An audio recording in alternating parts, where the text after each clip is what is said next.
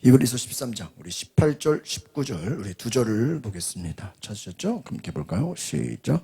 우리를 위하여 기도하라. 우리가 모든 일에 선하게 행하게 하므로 우리에게 선한 양심이 있는 줄을 확신하노니 내가 더 속히 너희에게 돌아가기 위하여 너희가 기도하기를 더욱 원하노라.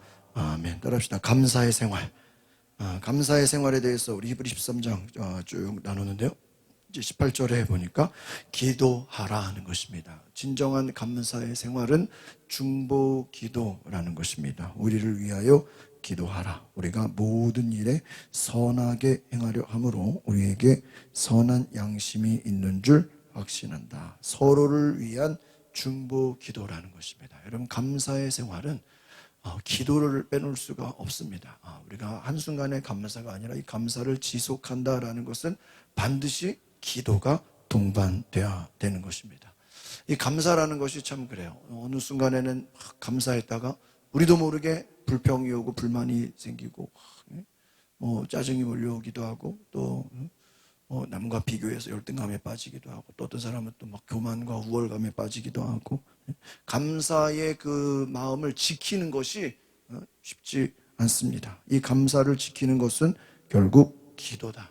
기도가 어떤 기도냐? 오늘 중보 기도. 서로를 위하여 기도하라. 무엇을 위해서요? 선한 일을 행할 수 있도록 기도하라 하는 것입니다. 오늘 19절도 역시 내가 돌아가기 위하여 너희가 기도하기를 원한다. 오늘 이 기도는 자기를 위한 기도가 아니라 한번 따라합시다. 서로를 위한 중보 기도, 공동체를 위한 기도, 남을 위한 기도라는. 그래서 이것을 중보 기도다. 그래서 진정한 감사의 생활은 중보 기도라는.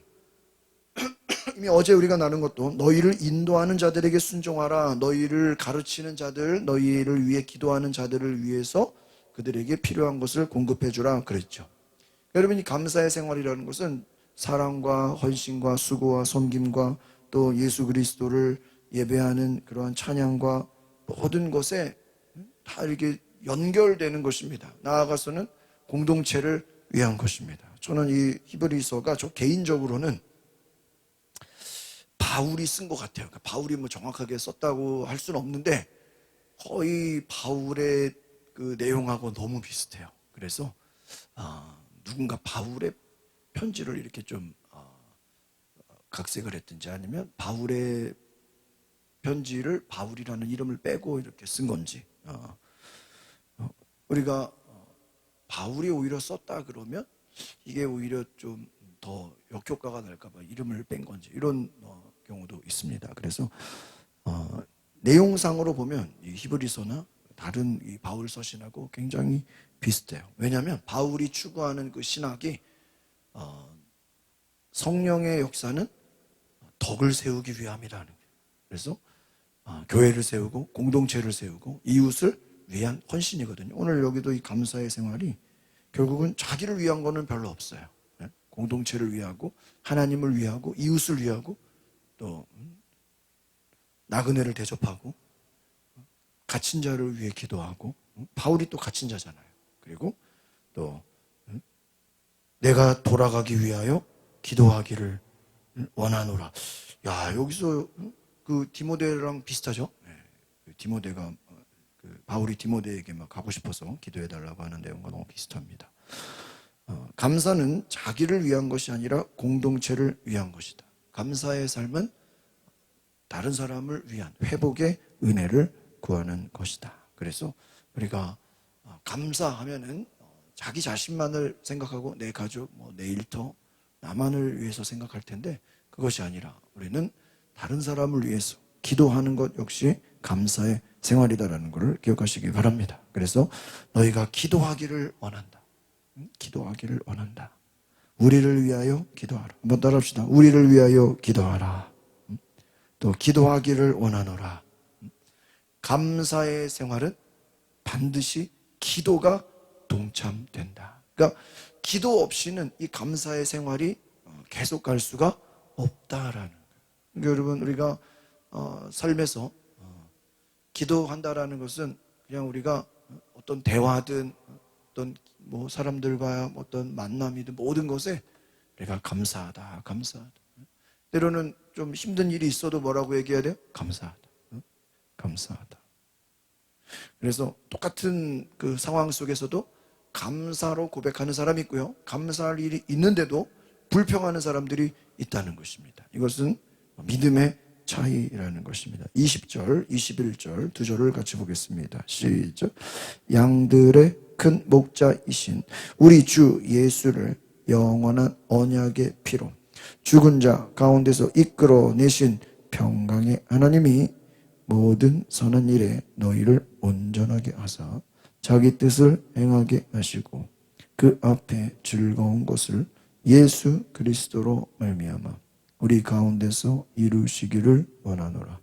영광이 그에게 세세 무궁토록 있을지어다. 아멘. 그렇습니다. 오늘 양의 큰 목자이신 이제 히브리서의 마지막 축도, 아름다운 축도라는 것입니다. 여기서 이 예수님을 뭐라고 합니까? 양들의 큰 목자 이렇게 말합니다. 예수님, 히브리서의 핵심은 예수 그리스도예요. 예수님은 대제사장이시다. 예수님은 양의 큰 목자이시다. 예수님의 피로 세워진 영원한 언약, 우리 주 예수를 영원한 언약의 피로 이렇게 나와 있습니다. 영원한 언약, 바로 이것이 한번 따라합시다. 감사의 기초. 우리가 그러니까 기초라는 건 뭐예요? 제일 기본이죠. 여러분, 우리는요 아무 일이 안 일어나도 우리는 기본적으로 감사해야 돼요. 왜 기본적으로 감사해야 됩니까? 우리를 위해서 예수님이 뭐 흘렸어요? 피 흘리셨다는 것만으로도 우리는 뭐 해야 됩니까? 감사해야 돼요. 그것이 감사의 기본이에요. 우리 주 예수를 영원한 언약의 피로 죽은 자 가운데서 이끌어내셨다. 그의 피로 세워지. 이미 예수님이 주신 은혜만으로도 그 언약을 가지고도 우리는 무엇해야 됩니까? 감사해야 돼요. 여러분, 어제도 말씀드렸지만 이스라엘 백성들은 언약, 율법을 받았잖아요. 그러면 다른 민족들은 율법 받았나요? 없죠. 율법 때문에 죄를 깨닫는 것이지만 이스라엘 백성들의 입장에서는 하나님이 그 백성들에게 율법을 주신 것, 십계명을 주신 것, 오늘 우리가 새벽에 공부한 것처럼 언약궤를 주신 것만으로도 어떻게 해야 돼요? 감사해야 돼요. 왜? 하나님 모든 민족에게 다 언약궤를 준 건 아니잖아요. 딱 이스라엘 백성들만 선택했잖아요. 여러분, 우리가 지금 동북아를 생각해 보면 보세요. 우리 남한이 있어요. 그 위에 북한이 있어요. 그 위에 중국이 있고 더 위에 러시아가 있고 밑에는 일본이 있어요.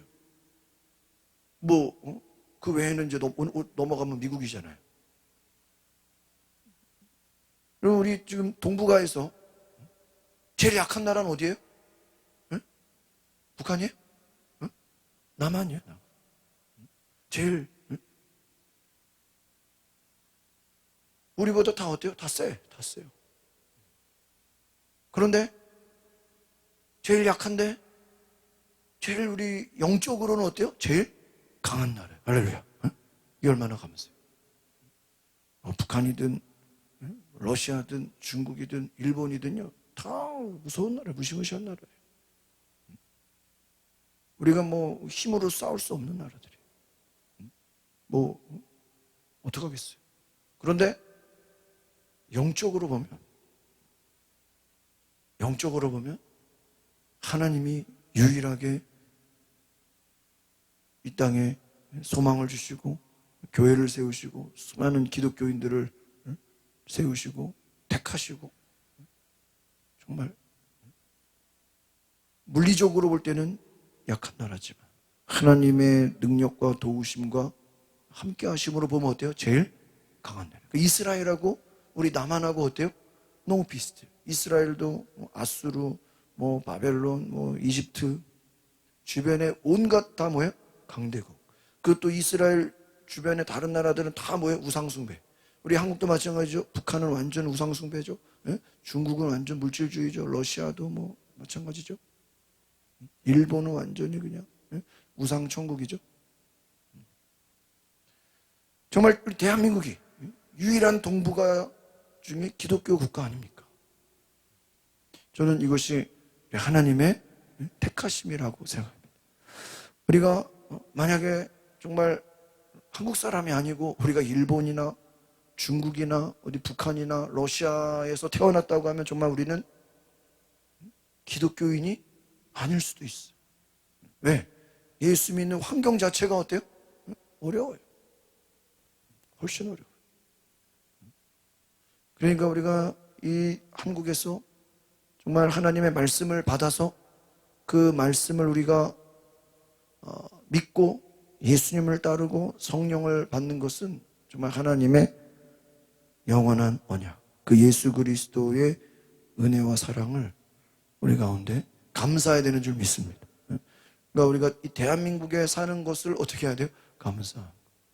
또 이 대한민국의 많은 한국교회가 그래도 다른 그 어떤 나라보다 자유로운 나라인 것을 감사해야 됩니다. 이것이 감사의 기초라는 것입니다.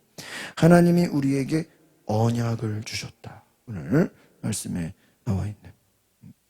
그래서 영원한 언약의 피. 한번 따라합시다. 영원한 언약의 피. 그것이 예수를 통해서. 그것이 죽은 자 가운데서 또 살리신 영원하신 하나님. 예수님은 누굽니까? 우리에게 영원한 언약의 피. 그래서 우리가 나를 기념하라. 예수의 피와 예수의 살을 먹고 그 피를 기념하는. 우리는 날마다 예배 때마다 예수의 피를 찬양합니다. 예수의 피를 노래합니다. 예수의 피로 마귀를 쫓아냅니다. 영원한 언약. 이것이 감사의 기초다. 그 언약을 통해 우리 안에 온전하게 하신다. 21절에 보니까 모든 선한 일에 너희를 어떻게 하신다고요? 온전하게 하신다. 여러분, 감사의 목적은 바로 이 21절입니다. 우리가 감사함으로 말미암아 어떤 은혜가 있어요? 우리를 온전하게 하시는 하나님의 뜻을 행하게 하신다. 예수로 말미암아 하나님께 영광을 돌릴 것이다. 결국은 감사가 많아질수록 우리의 삶이 어떻게 되는 거예요? 모든 선한 일에 하나님의 약속을 통해 온전하게 된다. 이 온전하다라는 것은 웨슬리 목사님이 말하기를 예수 그리스도를 닮는 것이다. 하나님의 성품을 닮아가는 것이다. 이것이 뭐예요? 온전한 것. 또 우리 다른 성경에 보면은 너희 몸과 혼과 영이, 영혼 육이 주님 오실 때까지 어떻게 되기를 원해요? 온전하기를 원한다. 여러분, 성령은 충만한데 몸이 막 이상하면 안 되겠죠. 또 막 정신이 이상하면 안 되겠죠. 온전하기를 원한다. 감사함을 통해서 우리 안에 온전함의 역사가 회복되기를 바랍니다. 이것이 감사의 목표다. 한번 따라합시다. 감사의 목표. 목표가 뭐예요? 온전한 되는, 온전한 자. 주님 안에서 하나님의 뜻을 행하는. 여러분, 하나님의 너희가 온전하게 된다라는 것은 무엇입니까? 하나님이 우리에게 말씀하시고 명령할 때 뭐 할 준비가 되어 있는 거예요? 순종할 준비가 되어 있는 거예요. 오늘 우리가 새벽에 보니까 여호수아 말씀에 하나님이 여호수아에게 딱 말씀하니까 어떻게 아침 일찍 일어나서 순종했다. 여호수아는 뭐 할 준비가 되어 있어요? 순종할 준비가 되어 있어요. 뭐 붉은 줄 매달아라 그러니까 뭐 좀 한 3일 있다 해도 되거든요. 근데 그냥 정탐꾼이 가자마자 그냥 곧바로 어떻게 해요? 붉은 줄 찾아가지고 매달아버려. 야, 하여튼 여호수아든 라합이든 그들은 하나님의 뜻이면 뭐 하지 않아요? 지체하지 않고 어떻게 해요? 곧바로 곧바로 순종해버려요. 왜?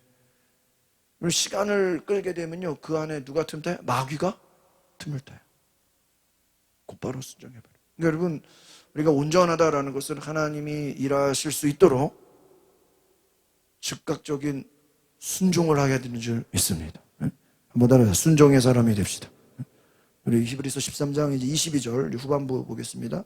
형제들아, 시작. 형제들아, 내가 너희를 권하노니 권면의 말을 용납하라. 내가 간단히 너희에게 썼느니라. 23절, 우리 형제 디모데가 너희인 것을 너희가 알라. 그가 속히 오면 내가 그와 함께 가서 너희. 그렇죠. 여기서 뭐라고 했어요? 우리 형제 뭐라고 돼 있어요? 디모데 이렇게 돼 있어요. 야, 그래가지고요.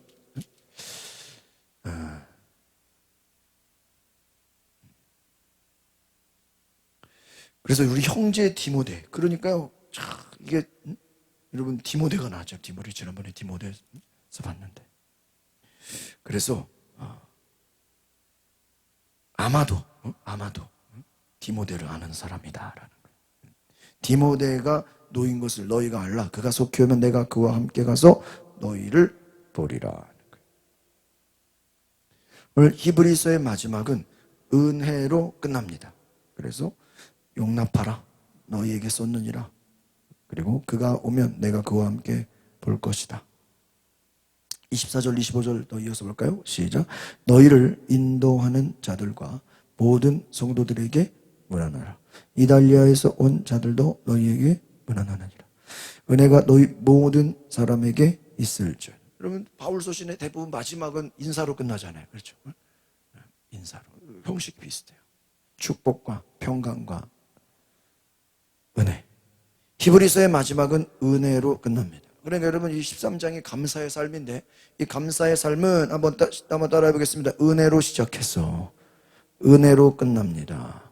은혜로 시작해서 은혜로 끝나요. 그 안에는 사랑과 헌신과 나눔과 예배, 또 기도 다 들어가 있어요. 여러분 은혜라는 것은 무엇입니까? 좀 불완전할지라도, 좀 부족할지라도 은혜로 덮어준다. 하나님 모든 것이 은혜입니다. 은혜가 모든 사람에게 임할지어다. 오늘 이것으로 마지막을 결론을 맺게 되는 것이죠. 오늘 히브리서의 마지막이 은혜로 마친 것처럼, 여러분 감사는 무엇을 잊지 않는 거예요? 은혜를 잊지 않고 계속해서 우리는 은혜를 주장하는 것인 줄 믿습니다. 은혜를 주장. 은혜.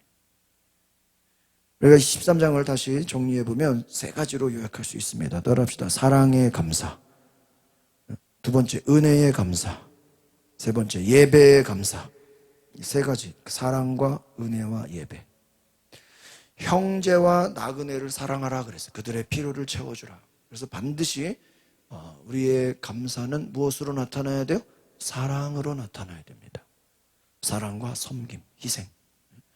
아는 사람이든 모르는 사람이든 교회든 어떤 단체든 우리의 감사는 반드시 다른 사람에게 무엇으로 나타난다고요? 사랑으로, 사랑으로 나타나라. 여러분, 그래서 우리가 여러분 믿는 사람이라면 여러분이 자주 만나는 사람들,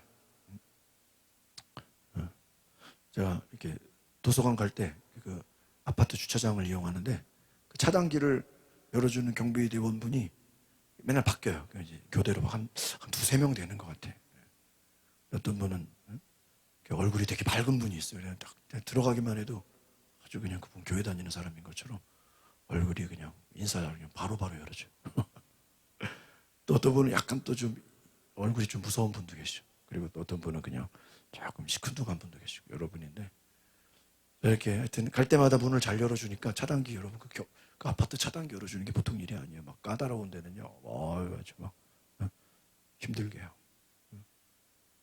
그래서 제가 이제 너무 감사해서 정말 바카스를 하나 사놔가지고 옆에다 그냥 갖고 다니면서 이제 열어줄 때마다 이제 하나씩 주는 거예요. 감사하다고. 네, 감사한데 주니까 너무 좋아하더라고요. 또 아파트에서 경비 대원들 보면 이제 또 하나씩 빼가지고 바카스 나눠드려요. 네, 받는 분도 좋겠지만요. 여러분 우리가 이렇게 갖고 다니면서 나눠줄 때 여러분 주는 기쁨이 있어요, 없어요? 주는 사람도 기뻐요. 받는 사람도 기쁘지만 주는 사람도 기뻐요. 가끔 이렇게 그래서 우리 차 갖고 다니는 사람들은 좀 차에다가 이런 좀 작은 선물들 같은 걸 좀 이렇게 둘 필요가 있겠더라고요. 그러면서 제가 그때 친구 목사님 그때 속초에서 만났을 때도 같이 이렇게 식사 대접하니까 저기 교회에 이렇게 행사 거 이렇게 한다고 또 선물 하나 주더라고요. 그래서 또 선물을 갖고 다니는 필요가 있겠구나. 우리가 여러분 작은 것이든 큰 것이든 또 여러분 안에 감사라는 것은 꼭 나에게 뭘 잘해줘서가 아니라 그 사람한테 고마워서, 우리가 나한테 고마운 사람도 감사해야죠. 그러나 우리가 동네 사람들 자주 보는 경비대원부터 또 여러분 미용실이든 또 뭐 시장이든 뭐 저만 해도 뭐 자주 보는 분들 너무 많거든요.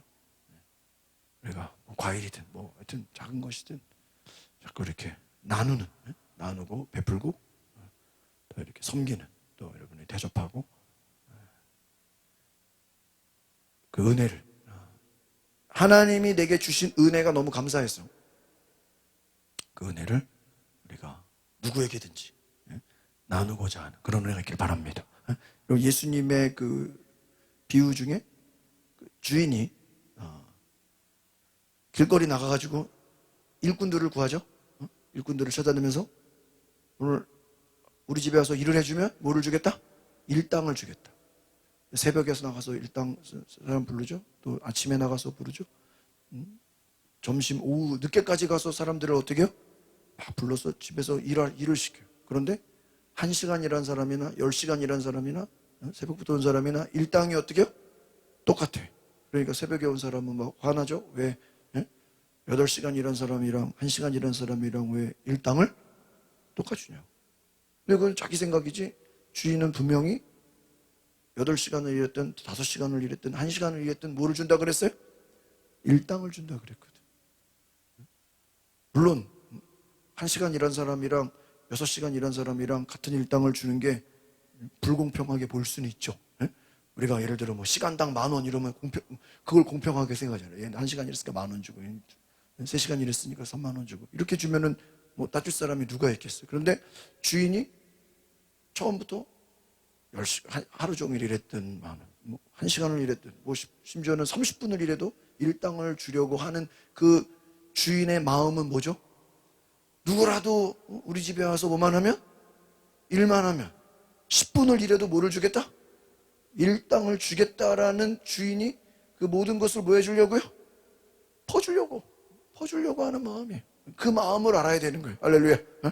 제가 수년 전에 한국에서 하는 코스타 집회가이도 처음 가봤어요. 코스타가 원래 외국에서 하잖아요. 근데 한국에서 하는 코스타를 처음 갔었는데 거기에 누가 왔냐면 이랜드 있죠, 이랜드? 우리 NC백화점? 회장이 누구예요? 박성수 회장. 말로만 듣던 박성수 회장을 제가 처음 봤어요. 거기 간증으로 오신 거예요. 어휴. 근데 제가 뭐 다른 건 기억 안 나요. 뭐 이것저것 뭐 좋은 얘기 많이 했고 뭐 이대 뒷골목에서 옷 장사하다가 거기서 이렇게 하다가 뭐 병원에 입원해가지고 책을 뭐 엄청나게 봐가지고 뭐 M&A 공부해가지고 뭐 회사 인수하고 뭐 이런 걸로 이제 대기업이 됐는데 기독교 정신을 쭉 얘기하면서 자기가 기업을 한 이유를 하나 얘기하는데 내가 기업을 한 이유는 뭐냐? 첫 번째 이유는 수많은 사람들에게 일자리를 주려고 기업을 했다. 뭐를 주려고 했다고요? 일자리. 그리고 성경에 나오잖아요. 그 주인이 우리 집에 와서 뭐만 하면? 일만 하면 뭐를 주겠다? 일당. 깜짝 놀랐어. 기업을 하는 이유가 한 사람이라도 뭐를 주려고? 일자리를 주려고. 리커가 얼마나 많아요. 여기저기 지금 뭐 많잖아요. NC백화점 곳곳에 다 있잖아요. 회장님의 마인드는 기업이 잘 돼서 한 사람이라도 뭐를 주려고요? 일자리를 주려고 나는 기업을 한다. 여러분 기업 철학이에요. 나는 사람들에게 일자리를 준다. 얼마나 귀한 것입니까?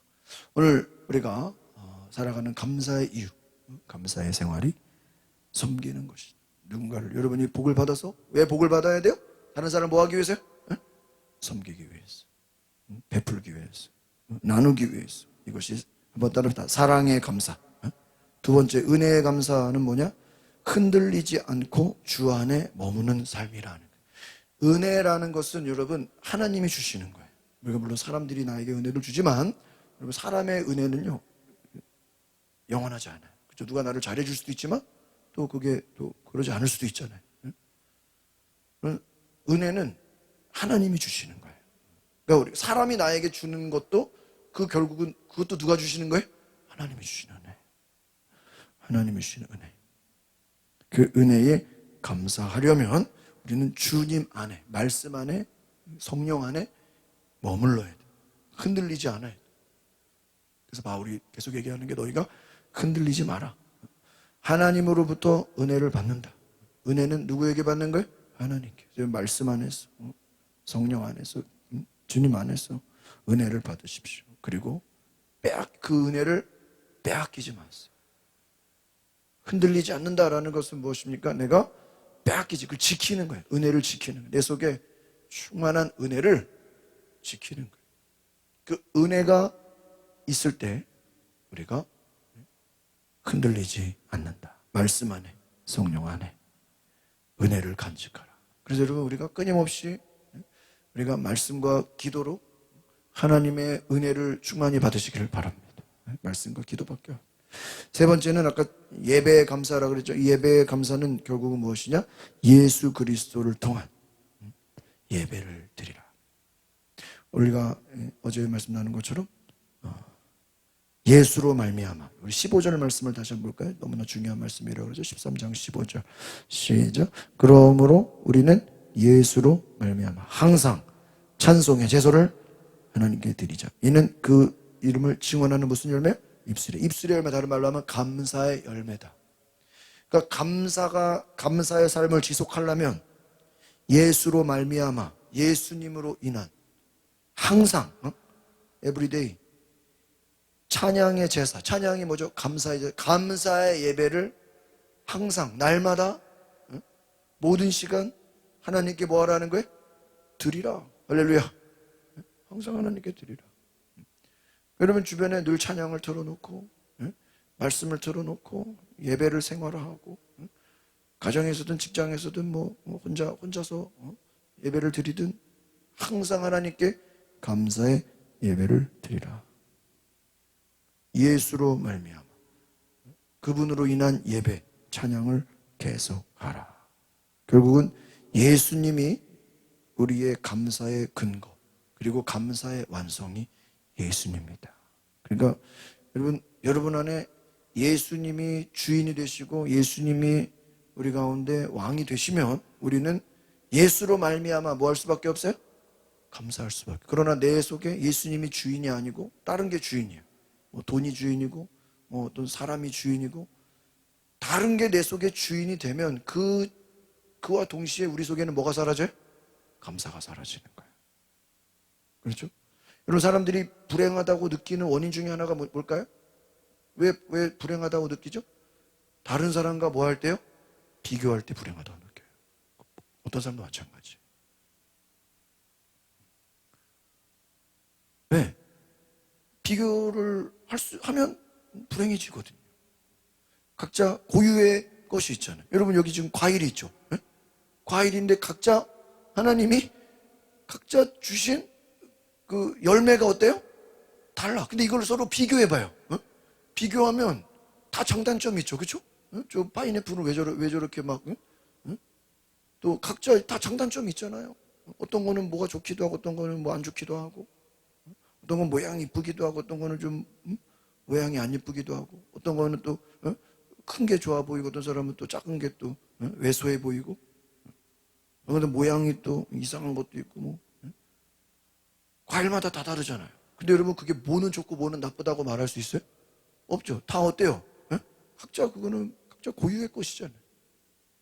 우리가 하나님이 주신 은혜도 마찬가지예요.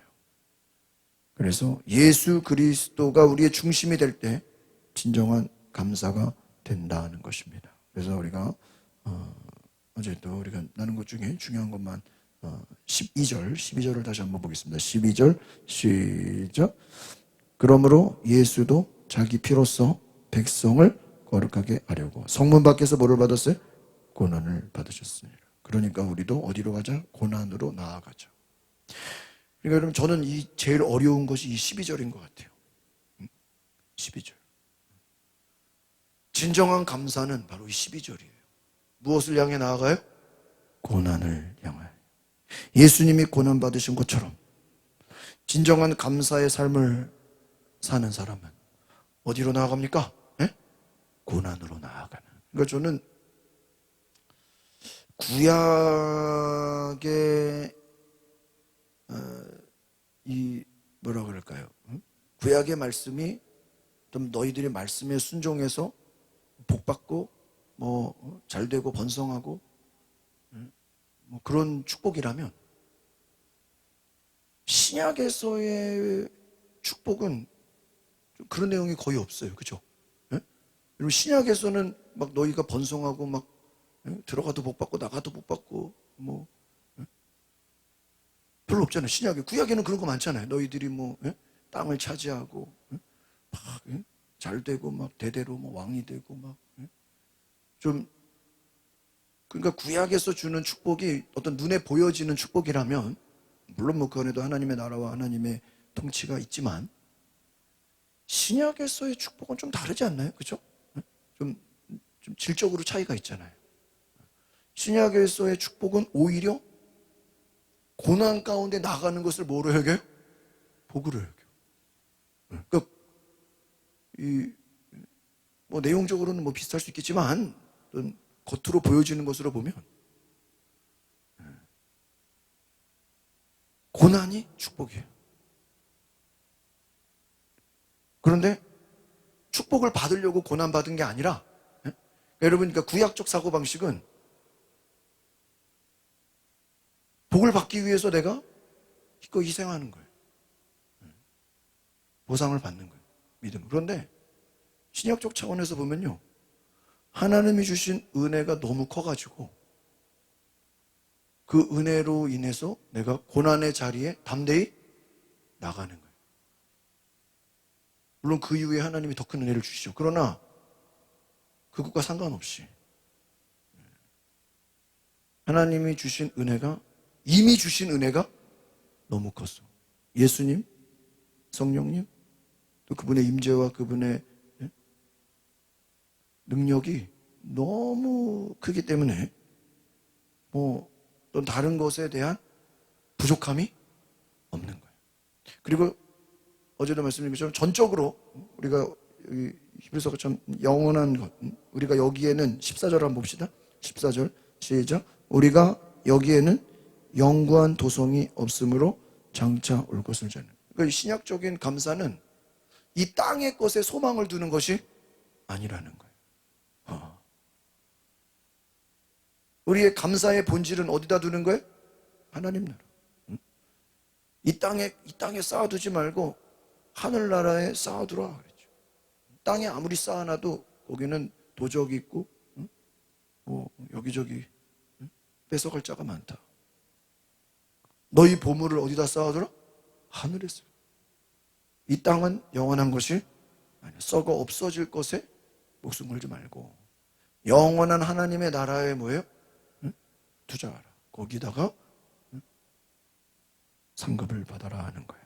그래서 우리가 하나님 앞에 감사하는 이유는 저는 감사의 결국은 고난으로 나아가라. 한번 따라합시다. 고난으로 나아가라.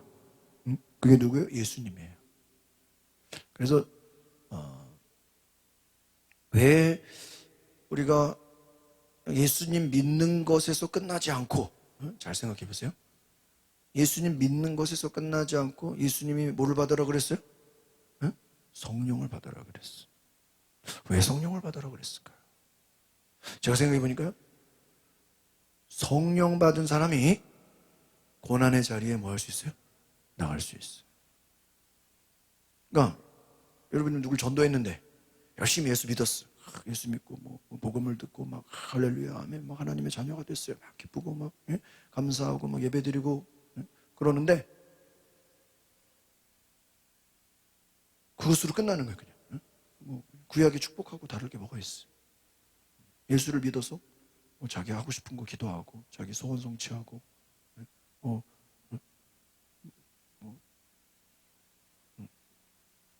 가정도 잘 되고 뭐 자기 사업장도 잘 되고 뭐 복 받고. 그런데 과연 그 사람이 자기 것을 다 내어놓고 고난의 자리로 갈 수 있겠냐고. 하나님의 복을 받은 사람이 그것을 버려두고 예수님을 따르려면 희생이 필요하고 헌신이 필요하고 그것을 뛰어넘는 믿음이 필요한데 그 믿음은 성령의 역사가 아니고는 가능할 수가 없는 거예요. 그러니까 예수님께서 누가 내 형제며 누가 내 자매며 누가 내 모친이냐 그러죠. 예수님 막 설교하는데 예수님 가족들이 와가지고 막 예수님이 막 어디서 미쳤다라는 얘기를 듣고 예수님을 잡으러 왔는데 예수님 뭐라 그래? 누가 내 형제며 자매냐 모치냐. 그 예수님 형제들 자매들 보고 있는 데서 그 얘기하는 거예요. 응? 얼마나 기분 나쁘겠어요. 아버지의 뜻대로 하는 자가 내 형제며 자매며 모친이며 부모 형제다 이런 거. 자기 형제들 보면서 얘기하는 거예요. 들으라고. 굉장히 인간적으로는 좀 상처받을 내용이죠. 근데 예수님이 말씀하시는 그 내용은 혈연이라고 해서 같은 뭐 형제자매 친척이라고 해서 진정한 패밀리가 아니라 진정한 예수님이 바라는 패밀리는 뭐예요? 영이 같아야 돼요. 한번 따라서 예수님의 가족은 영이 같아야 됩니다. 그 무슨 영이 같아야 돼요? 성령을 받아야 돼요. 성령을 받아야 돼요. 그 성령을 받지 못하면 예수님의 가족이 될 수가 없는 거예요. 암만 예수님의 뭐 형제, 뭐 야고보처럼 예수님 동생이라 할지라도 자기는 예수님의 동생이라고 큰 소리 쳐도 예수님 입장에서 야고보가 성령 받지 않았으면 그는 예수의 형제가 아닌 거예요. 아무리 예수님의 제자라고 큰 소리 쳐도 그가 성령을 받지 않았더라면 예수님은 그를 형제로 여길 수가 없는 거예요. 왜? 뭐가 다르니까요? 영이 다르니까. 근데 여러분 우리가 굉장히 중요한 거예요. 예수님을 중심으로 성령으로. 그래서 제가 이렇게 저도 뭐 여러 교회를 거치고 여러 사람들을 이렇게 대해보잖아요. 그럼 어쩔 때는 뭐 몇 년 만에 통화하는 사람도 있고 또 어쩔 때는 뭐 자주 연락을 못하니까 뭐 몇 년 만에 어쩌다 어디서 만나기도 하고 뭐. 지난번에는 보니까 우리 그때 거룩한 방파제 가가지고 오살리 기도했는데 갔을 때 군인교회 같이 사역했던 장로님 권사님이 오셨더라고 기도하네. 그래서 목사님 반가워요. 깜짝 놀랐어요.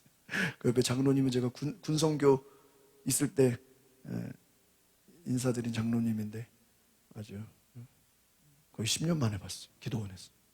깜짝 놀라더라고요. 근데요 10년 만에 만나도요 똑같아요.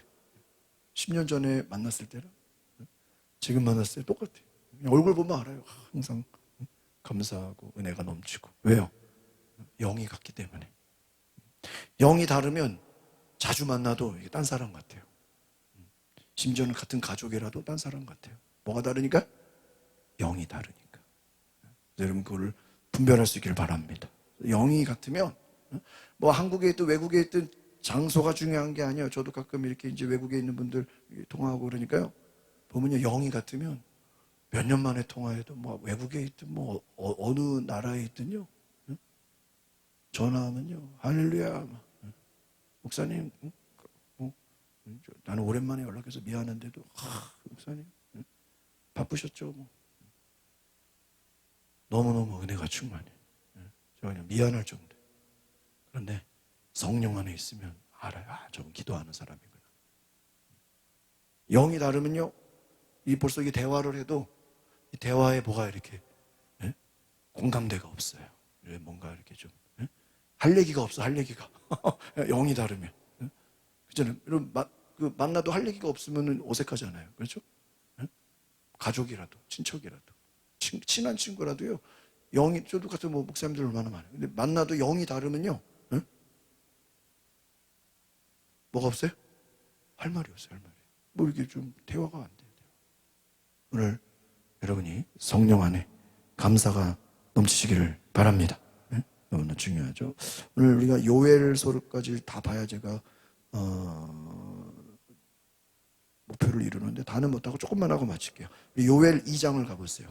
이제 신구약으로 왔다 갔다 하려고 이번에 좀 요엘 요나까지 준비했는데 다음에 기회가 되면 하시고 요엘 2장을 한번 보세요. 구약으로 가보겠습니다. 우리 히브리서 이번에 잘 정리하셔서 여러분 기억하시길 바라고요. 요엘 2장으로 가보세요.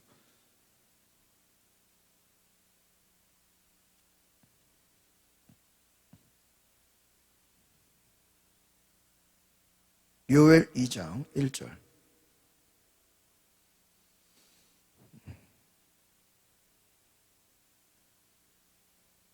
요엘 2장 1절을 한번 보겠습니다. 1270조.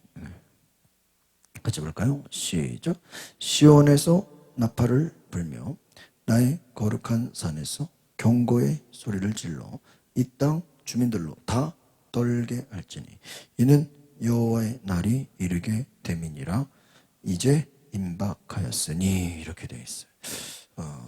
왜 요엘 2장을 했을까? 이 요엘 2장의 내용을 잘 보시면 한번 따라합시다. 회개와 감사. 이 감사와 연결되는 중요한 것 중에 하나가 회개와 감사예요. 요엘 2장을 조금 제가 설명을 드리면 하나님이 재앙을 주시겠다 이렇게 얘기합니다. 그런데 이 재앙의 목적은 무엇일까요? 백성들로 하여금 뭐하게 하는 거예요? 회개하게 하는 거예요. 제가 오늘 이 말씀을 꼭 하려고 했던 것은, 여러분, 가장 우리가 중요한 감사는 뭘까요? 우리가 회개하는 것입니다. 할렐루야. 여러분, 예수님이 이 땅에 오셔서 제일 먼저 얘기한 게 뭐죠? 회개하라, 천국이 가까이 왔느니라. 세례 요한이 증거한 첫 마디가 뭐예요? 회개하라, 천국이 가까이. 똑같이 예수님이나 세례 요한이나 제일 먼저 증거한 것이 뭐예요? 회개하라예요. 그래서 여러분, 우리가 감사 중에 감사는 뭐냐? 회개의 감사입니다. 회개가 뭐죠? 죄를 깨닫고 우리가 하나님께 용서받는 것입니다. 하나님이 재앙을 주시는 것은 회개하라 하는 것입니다. 그럼 왜 회개하라 그러죠? 하나님은 회개하면 용서해 주시기를 작정하신 거예요. 이것을 한번 따라합시다. 은혜의 회복. 그러니까 여러분, 회개하라 하는 것은 왜 회개하는 거예요? 하나님이 뭐 하겠다라는 거예요? 용서해 주겠다는 거예요. 여러분, 할머니 할아버지가 애들 보고 세배해라 할 때는 세배 받고 싶어서 세배하라는 거예요? 뭐가 준비됐다는 거예요? 애들한테 세뱃돈을 준비해서 세뱃돈을 주려고 하니까 뭐하라? 세배하라 이거죠? 세뱃돈 준비도 안 하고 뭐 세배하라 이러는 부모도 별로 없잖아요. 회개하라 할 때는요, 하나님이 너희에게 은혜의 회복을 주겠다라는 거예요. 그래서 여러분, 감사의 너무나 중요한 원리 중에 하나는 우리의 불순종, 한번 더 우리의 연약함, 우리의 불순종을 회개해야 합니다. 그러니까 우리는 그냥 감사하면, 내게 무슨 좋은 일이 있었나, 내가 무슨 뭐 이번에 작년보다 매출이 올라갔나, 내가 작년보다 뭐 11조가 늘어났나, 지금 애들이 뭐 공부 잘하나, 작년보다 뭐 성적이 올라갔나. 우리는 그냥 눈에 보여지는 것만 가지고, 그냥 수치적인 것만 가지고 감사하냐 감사하지 않냐 그걸 따져요. 근데 여러분, 영적으로 보면 진정한 감사는 무엇입니까? 회개의 감사인 줄 믿습니다. 그 회개가 되려면 우리는 하나님이 우리를 책망하시는 그 내용을 들어야 돼요. 그것을 통해서 나의 연약함과 불순종을 깨닫고 회개하는 거예요. 그래서 요엘은 우리에게 너희가 주의 날을 기억하라. 그 날에 맞춰서, 한번 따라합시다. 주의 날을 맞춰서 회개와 감사의 삶을 살아라. 그래서 이 요엘서의 가장 이 강조점은 회개를 통한 감사가 중요하다는 거예요. 그냥 감사하라가 아니라 무엇을 통한요? 회개. 그래서 오늘 1절에 시온에서 나팔을 불며 이렇게 나오죠. 거룩한 산에 경고의 소리를 질러 주민들이 다 어떻게 된다고요? 떨게 된다. 이것은 뭐냐? 영적인 각성과 경각의 소리인 것입니다. 경고의 소리, 나팔 소리. 백성 주민들로 어떻게 된다고요? 떨게 한다. 이것이 왜 감사와 연결될까? 여러분, 하나님의 심판과 은혜 가운데서 우리는 깨어 있어야 된다. 단순히 우리가 물질적인 풍요에 거기에 빠져서는 안 된다라는 거예요. 영적인 하나님의 심판과 은혜를 생각하라는, 하나님을 똑바로 바라보라는 것입니다. 우리가 물질적인 풍요함에 빠져서 우리의 죄를, 우리의 불순종을 그냥 넘어가서는 안 된다. 경고를 넘어가지 말라는 것입니다. 하나님의 날이 임했다는 것입니다. 그래서 감사의 출발점은 하나님을 똑바로 보라 이거예요. 그래서 우리의 죄를 깨닫고 뭐 하라는 거예요? 회개하라. 그래서 진정한 감사는 회개의 감사다. 2절 보겠습니다. 시작. 곧 어둡고 캄캄한 날이요 짙은 구름이 덮인 날이라. 새벽빛이 산 꼭대기에 덮인 것과 같으니 이는 맑고 강한 백성이 이르렀습니다. 이와 같은 것이 옛날에도 없었고 이후에도 대대히 없으리라. 3절까지 봅니다. 불이 그들의 앞을 사르며 불꽃이 그들의 뒤를 태우니 그들의 예전의 땅은 에덴 동산 같았으나 그들의 나중의 땅은 황폐한 들 같으니 그것을 피한 자가 없도다.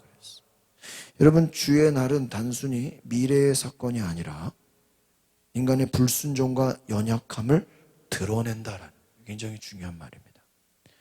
그래서 오늘 여기서 어둡고 캄캄한 이걸 흑암이라고 합니다. 이 흑암은 무엇을 말하는가? 혼돈과 심판을 상징합니다. 위험과 고난 속에서도 하나님이 여전히 통치하신다 하는 것이. 보시면 어둡고 캄캄한 날 짙은 구름이 덮인 날이라 산꼭대기 덮인 것과 같이 강한 백성이 이르렀음이라 옛날에도 없었고 이후에도 대대로 없으리라.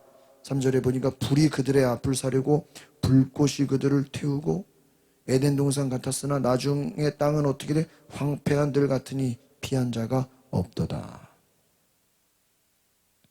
하나님의 심판을 기억하라는 것. 고난과 위험 가운데서도 하나님이 여전히 통치하신다. 하나님이 모든 것을 심판하시는 그 심판을 기억하라. 그래서 불순종과 연약함을 드러내게 하시고 혼돈과 심판을 통해서 하나님이 일하신다는 것이죠. 4절 5절을 같이 볼까요? 시작. 그의 모양은 말 같고 그 달리는 것은 기병 같으며 그들이 산꼭대기에서 뛰는 소리는 병거 소리와도 같고 불꽃이 건물을 사르는 소리와도 같으며 강한 군사가 줄을 버리고 싸우는 것 같으니 그랬습니다. 이 요엘은요, 잘 보면요, 여러 가지 심판의 메시지를 주고 있어요. 그래서 메뚜기 떼를 통한 여기서 보면은 많은 심판들, 기병, 또 산꼭대기에서 뛰는 소리, 또 많은 강한 군사, 싸우는 것들, 많은 것들을 말하고 있습니다. 오늘 여기서 우리는 많은 심판의 모습들을 생각할 때 하나님께서 그 싸우는 것 같은 고난 가운데서도 우리에게 말씀하고 계신다. 위기 속에서도 하나님을 바라보게 하신다라는 이 날개에 달린 군사도 같은 말 같고 기병 같고 뛰는 소리와 같고 여러 가지 이 심판을 말하는 것입니다. 6절 7절을 더 이어서 볼까요? 시작. 그 앞에서 백성들이 질리고 물 위에 낫빛이 하얘졌도다. 그들이 용사같이 달리며 부사같이 성을 기어오르며 각기 자기의 길로 나아가되 그 줄을 이탈하지 않으며. 이 뭘 얘기하는 거냐면요, 메뚜기를 통한 무서운 심판을 말하고 있는 거예요.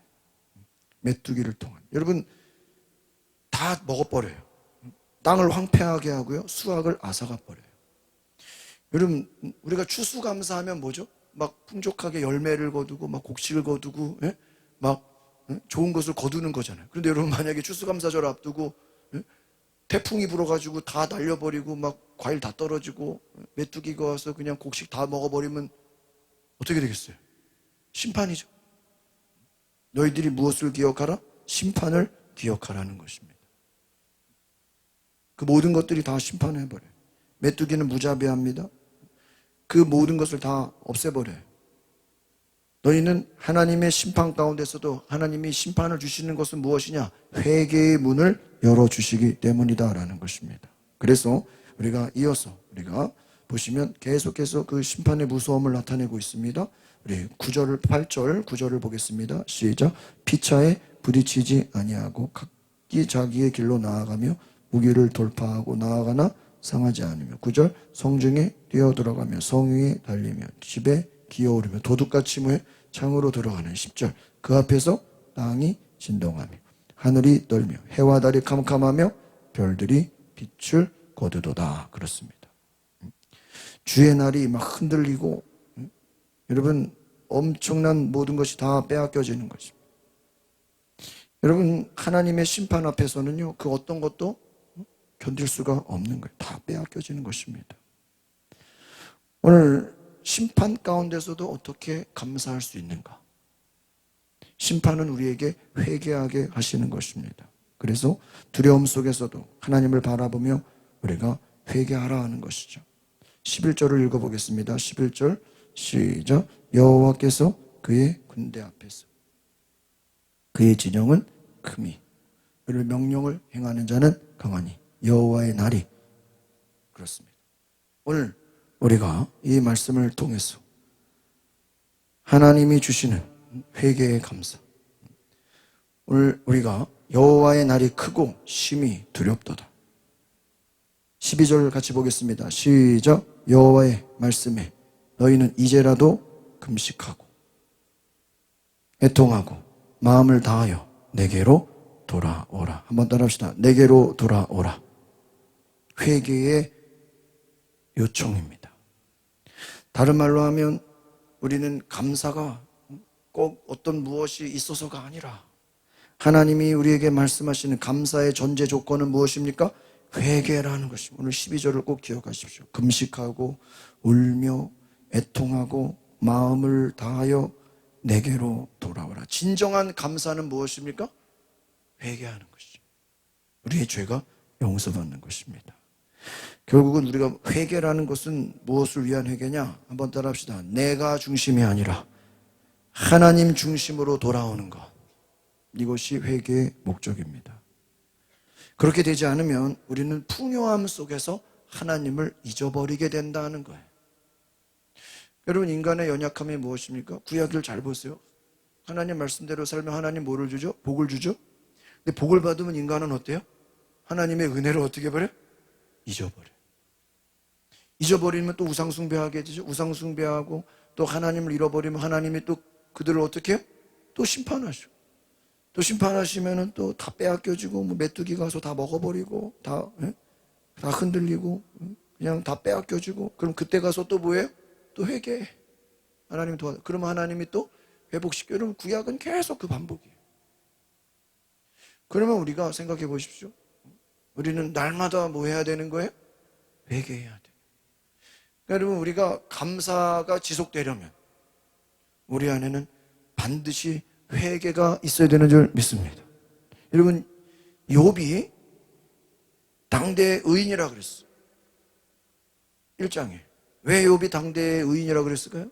그가 1장에 보면요, 자녀들의 이름으로요 날마다 제사를 지냈다. 그 제사는 뭐냐면 결국은 회개의 제사예요. 한번 따라서 회개의 제사.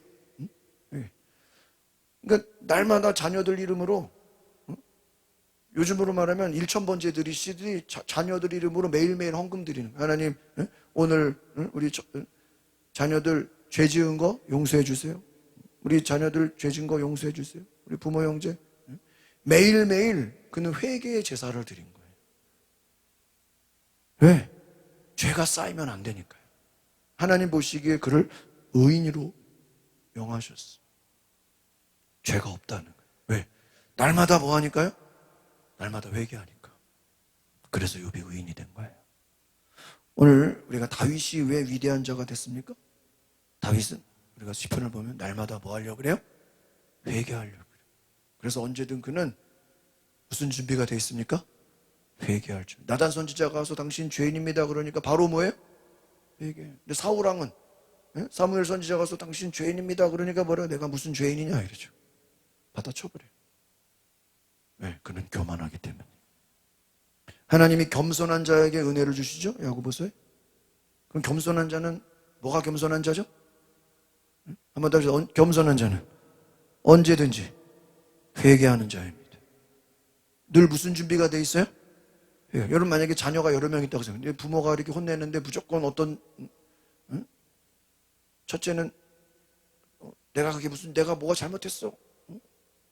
내가 무슨 잘못이야? 막 따지는 자식이 있고, 만약에 다른 자식은 무슨 부모가 말만 하면 잘못했습니다.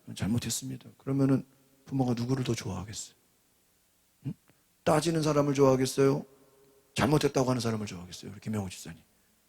그렇죠. 선생님도 맞아. 선생님도 애들 혼내는데 얘기하면은 막 따지고 막 싸우는 사람을 좋아하겠어요? 아니면 무조건 잘못했습니다 하는 사람을 좋아하겠어요? 잘못했습니다 하는 사람. 그게 뭐예요? 회개예요. 하나님이 우리를 보실 때 회개할 준비, 마음을 찢고 회개하라. 마음을 다하여 내게로 돌아오라. 금식하고 내게로 돌아오라. 하나님 중심이 되라. 하나님의 은혜를 잊지 말아라. 13절 보겠습니다. 13절 시작. 너희는 옷을 찢지 말고 마음을 찢고 너희 하나님 여호와께로 돌아올지어다. 그는 은혜로우시며 자비로우시며 노하기를 더디하시며 인애가 크시사 뜻을 돌이켜 재앙을 내리지 아니하시니. 14절 주께서 혹시 마음과 뜻을 돌이키시고 그 뒤에 복을 내리사 너희 하나님 여호와께서 소재와 전제를 드리게 하지 아니하실는지 누가 알겠나. 오늘 여기까지 볼 거예요. 금식하며 하나님께 드리고 모여서 기도하며 회개하는 자에게는 하나님이 복을 주신다. 복을 주신다. 그래서 15절에도 너희가 나팔을 불어 금식을 정하고 성회를 소집하고 사람들을 모이라고 하는 거죠. 이것이 예배인 거예요. 그러면 18절에 뭐라고 나와 있어요? 18절만 읽어보자. 18절 시작. 그때 여호와께서 자기의 땅을 극진히 사랑하시오. 그의 백성을 어떻게 불쌍히 여기실 것이다. 이 말은 뭐예요? 너희를 회복시킬 것이다 하는 거예요. 그래서 19절도 봅시다. 19절 회복의 말씀이에요. 시작. 여호와께서 그들에게 응답하여 이르시기를 내가 너희에게 곡식과 새 포도주와 기름을 주리니 너희가 이로 말미암아 흡족하려 내가 다시는 너희가 나라들 가운데서 욕을 당하지 않게 할 것이며. 그렇습니다. 큰 일을 행할 것이다. 결국은 하나님은 회개하는 자에게 은혜를 주시고 복을 주시고 회복하게 하시고 하나님이 축복하시겠다. 한번 따라해보겠습니다. 감사와 회개는 같이 가는 것입니다. 반드시 같이 가는. 여러분, 감사에는 회개가 동반돼요. 오늘 회개와 감사는 같이 간다. 감사하는 자는 회개하게 돼 있다. 회개는 하나님 앞에 늘 기도하며 나아가는 결단, 헌신, 희생을 말하는 것입니다. 그래서 하나님께로 돌아오라. 13절 말씀에 그는 은혜로우시며 자비하시며 노하기를 더디하시며 인애가 크시 사랑이 크시자 재앙을 내리지 아니할 것이다. 최고의 축복은 회개인 줄 믿습니다. 회개할 때 하나님께서 우리를 용서하시고 우리에게 복을 주시고 하나님께서 심판하실 그 14절 마음을 돌이키셔서 복을 주신다. 그리고 우리가 감사하는 것이 무엇입니까? 그건 복을 받는 거잖아요. 그럼 여러분, 진정한 감사가 되려면 뭐가 따라와야 돼요? 회개를 동반해야 돼요. 그래서 우리가 원래 우리가 모든 예배에는요, 여러분이 일찍 오셔서 우리가 기도하잖아요. 그 기도가 무슨 기도가 돼야 되죠? 회개 기도. 우리가 주일날 일찍 와서 사람들이 기도하죠. 그 기도가 무슨 기도예요? 첫 번째는 감사, 두 번째는 뭐예요? 회개. 뭐 다른 건 없어요. 한 주 동안 우리가 하나님 앞에 불순종한 것을 용서하옵소서. 회개 기도. 또 두 번째는 하나님 우리가 주의 전에 나와서 예배하게 한 것을 감사합니다. 감사 기도. 오늘 우리의 기도는 제일 중요한 게 뭐예요? 회개와 감사 두 가지예요. 다른 거 없어요. 하나님 용서하여 주옵소서. 두 번째, 하나님 감사합니다.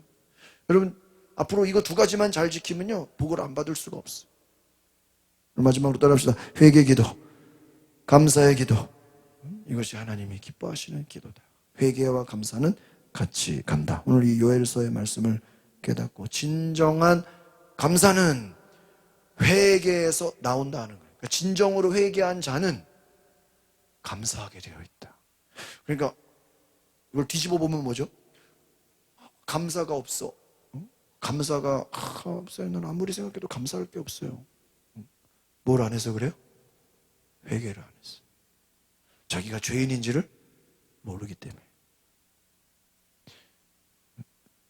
교만한 자는 자기가 교만한 줄을 모릅니다. 그래서 무서운 거예요. 바리새인들은 자기들이 죄인인 거를 모르죠. 그래서 바리새인들이죠. 자기들이 죄인인 걸 알면 바리새인이 아니죠. 오늘 겸손한 자로 회개해서 감사의 은혜를 경험하는 놀라운 은혜가 있기를 바랍니다. 우리 시간에 같이 기도하겠습니다. 우리가